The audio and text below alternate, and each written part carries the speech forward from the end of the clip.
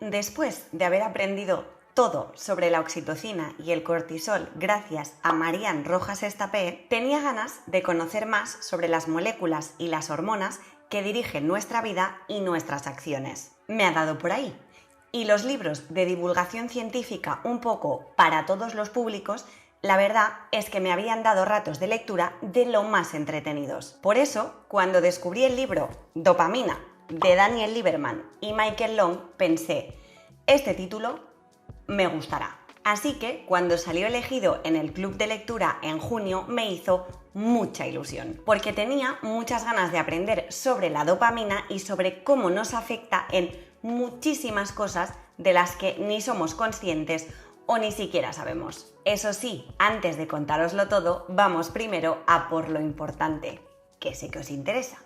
La conclusión. Dopamina es un libro que promete mucho, pero que no termina de entregar todo eso que promete. Es un título con muchísima información, con muchísimos ejemplos, estudios científicos y lecturas complementarias, pero con muy mala planificación y edición de todo el texto. Creo que los dos autores se perdieron en su afán de acercar un libro de divulgación científica a todos los públicos y se quedaron un poco a medio camino, sin saber muy bien cómo salir de un jardín en el que básicamente se habían metido ellos solos. Dopamina es interesante, pero incluye mucha información que además se repite y que en muchos momentos es demasiado especulativa como para tenerla en cuenta y sacar algo en claro. Personalmente, para mí, el inicio del libro es lo mejor de todo el título, con los 3 primeros capítulos llenos de información de lo más útil e interesante. Vamos,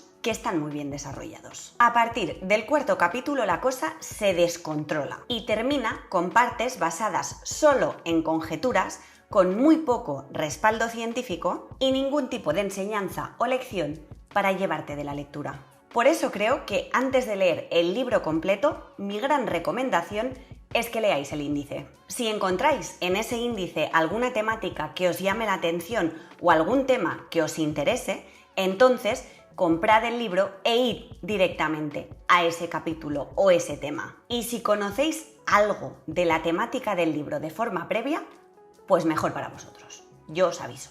Sobre todo, no os dejéis llevar por el título y el subtítulo, porque son mucho más llamativos de lo que termina siendo el libro tras la lectura. Y os aseguro que si os leéis el libro porque os llama la atención el título o el subtítulo, acabaréis teniendo más preguntas que respuestas una vez lo hayáis leído. Y ahora que ya sabéis mi opinión y lo importante sobre dopamina, vamos a por el resto con la reseña completa. La dopamina en el cerebro fue descubierta en 1957 y varios científicos la bautizaron como la molécula del placer. Pero, tras varios experimentos, se dieron cuenta de que la dopamina no tiene nada que ver con el placer, porque esta molécula proporciona una sensación mucho más influyente. Y según los autores del libro, su conocimiento resulta ser la clave para explicar e incluso predecir el comportamiento en un impresionante abanico de actividades humanas. Crear arte, literatura y música, buscar el éxito, descubrir nuevos mundos y nuevas leyes de la naturaleza, pensar en Dios y enamorarse. Lo interesante de todo esto es que las células que producen dopamina en el cerebro solo constituyen un 0,0005% de todo el cerebro. Pero, pese a esta cifra tan baja, esta molécula es la que tiene el pasaporte para acceder a cada rincón y cada pequeño espacio de él. Por desgracia, los autores del libro no terminan de concretar específicamente esta idea, y la estructura del libro no ayuda en nada a poder entenderla mejor. El libro está dividido en 7 capítulos de lo más diversos, desde los que tienen poco más de 30 páginas a los que se extienden más allá de las 60. Además, dentro de los mismos capítulos, los cambios de tipografía, los saltos de sección y la estructura en general tampoco ayudan a poder leer de una forma lineal y sin perderse. Por mantener un poco la estructura en esta reseña, yo os voy a explicar los capítulos por orden, pero os aseguro que aunque los leáis por orden en el libro, os perderéis igual. El libro empieza con una introducción en la que los autores nos hablan de las sustancias químicas del arriba y las del abajo.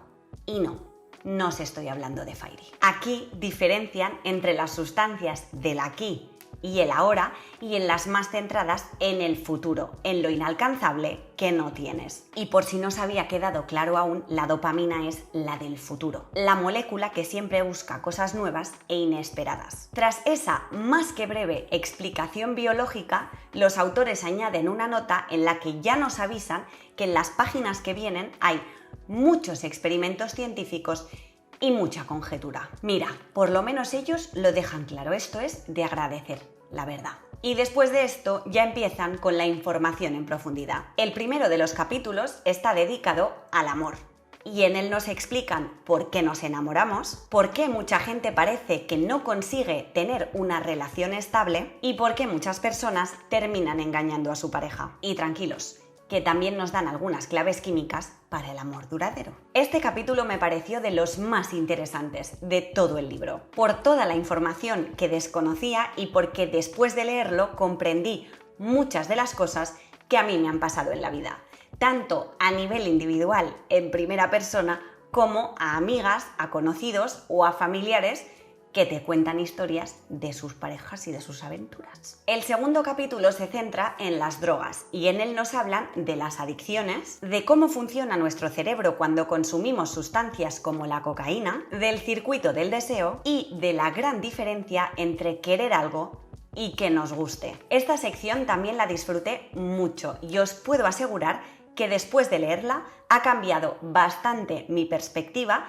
en cuanto a las personas que tienen problemas de adicciones. Realmente creo que tenemos muchísimos prejuicios sobre este tema, que no tenemos ni idea de cómo funciona nuestro cerebro y de lo difícil que es para una persona que se ha metido en este círculo vicioso romper ese círculo y poder salir de él. Por eso creo que es un capítulo muy interesante y muy necesario. También hacen mención a enfermedades como el Parkinson y cómo se tratan con medicación que estimula la dopamina y de una tríada que da bastante miedito: dopamina, tecnología y pornografía. El tercer capítulo está dedicado al dominio. En este, por fin, los autores nos hablan de los dos circuitos del cerebro, el mesolímbico o del deseo y el mesocortical o del control. La dopamina se mueve por estos dos circuitos, que tienen funciones distintas pero cuyo fin es el mismo: mejorar el futuro. A partir de esta definición inicial, los autores pasan a hablarnos de tenacidad, de autoeficacia, de la NASA, del TDAH e incluso de atletas de élite y fraude. El final del capítulo está dedicado a varias terapias que enfrentan a esos dos circuitos por los que transita la dopamina y que se utilizan, por ejemplo, para tratar las adicciones. A partir de esta sección del libro, la cosa empieza a desviarse. Los autores pasan entonces de hablar de dominio a creatividad y locura. Este capítulo me parece interesante, sobre todo por ver lo cerca que están la una de la otra y lo delgada que es la línea que hay entre que consideren que estás como un cencerro o que eres un genio. Además de hablar de esquizofrenia y psicosis, en este capítulo los autores también hablan de supersticiones y ponen en duda si se debería considerar la superstición como una forma leve de delirio, el origen de la creatividad, cómo estimularla de forma intencionada o incluso la importancia y significado de los sueños son otros de los temas de los que también se habla en el capítulo 4. Y luego llegamos a la política, que es el centro del capítulo 5. Una sección del libro que me costó Dios y ayuda terminar y que la verdad que me parece una de las peores de todo el libro. El capítulo empieza con una definición de lo que es un liberal y lo que es un conservador en Estados Unidos, porque no olvidemos que los autores son estadounidenses y para ellos Estados Unidos es igual al mundo. Claro. Tras un pequeño giro de guión que me dejó bastante alucinada y me explotó un poquito la cabeza, el resto del capítulo es una retahíla de ejemplos, explicaciones y experimentos y divagaciones sobre liberales y conservadores. ¿Quién es más inteligente? ¿Quién piensa más en los demás? ¿Quién ayudaría más a un inmigrante? E incluso ejemplos de cómo convertir a un liberal en conservador y viceversa. Solo os diré que uno de los ejemplos incluye gel desinfectante, así que todo muy COVID-friendly por este libro. El siguiente capítulo está dedicado al progreso y parte de la especulación de que los genes dopaminérgicos empujan a las personas a buscar nuevas oportunidades, llevándolas así a emigrar. Después de esta idea inicial, los autores pasan a hablarnos del trastorno bipolar, sin saber muy bien cómo hemos llegado a eso o por qué nos están hablando de eso, para luego volver a hablar del tema de la inmigración en Estados Unidos, obviamente, y de la desproporcionada cantidad de premios Nobel de origen inmigrante que tiene el país. Además, los autores también dicen aquí que Estados Unidos ha sido construido por inmigrantes dopaminérgicos. Y luego citan a Tocqueville para reiterar su idea, todavía más, por si no había quedado claro. Eso sí, pruebas que den relevancia y peso a esas ideas, más bien pocas o ninguna.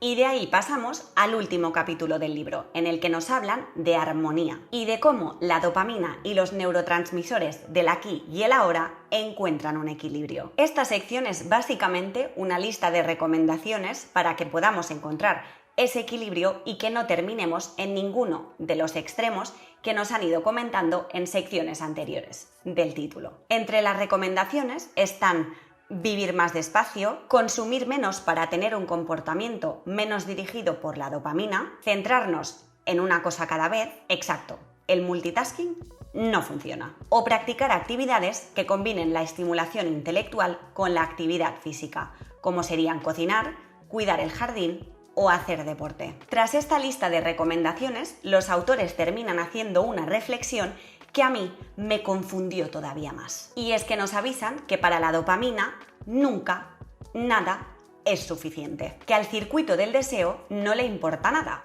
que lo único que quiere es más. Nos dicen que si somos capaces de combinar los neurotransmisores del aquí y el ahora con la dopamina, encontraremos esa armonía. Pero tampoco es que nos den muchas herramientas para ello. Así que yo os diría que confundida es la palabra principal que me viene a la mente después de haber leído dopamina. Y es que comencé con muy buenas sensaciones, pero de la parte central al final del libro, la verdad es que se convierte en un batiburrillo de cosas que podría haberse beneficiado muchísimo de una revisión extra y de un poquito más de edición. Espero que lo tengan en cuenta y que si lo reeditan se lo miren un poco primero, porque es un libro con mucho potencial pero que se queda por el camino y es una pena. Por suerte para vosotros me tenéis a mí aquí para leer y contároslo todo y ahorraros disgustos innecesarios. Eso sí, si os ha gustado el vídeo, dejad por aquí un like y suscribiros al canal, porque así a mí el disgusto pues me sabe un poco a menos y a vosotros os cuesta un momento, es un segundo. Y si creéis que este vídeo puede interesar a alguien, pues compartidlo con esas personas,